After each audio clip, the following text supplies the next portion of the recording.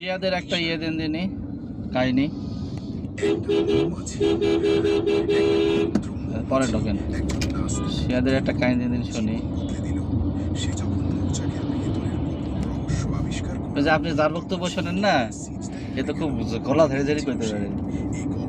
এর দিয়ে একটা আসসালামু আলাইকুম প্রিয় দর্শক, ইসলামের রাস্তা চ্যানেলে আপনাকে স্বাগতম। আজকের এই গল্পটি সূরা আন-নাহলের আলোকে তৈরি। এই সূরাকে বলা হয় সূরাতুন নিয়াম, অর্থাৎ নিয়ামতের সূরা। গল্পটি শুনলে আপনার চোখে পানি আসবে, হৃদয় নরম হবে। তাই ভিডিওটি শেষ পর্যন্ত দেখুন। আর এখনই সাবস্ক্রাইব বাটনে ক্লিক করুন, বেল আইকন টিপুন, যেন আমাদের প্রতিটি ইসলামিক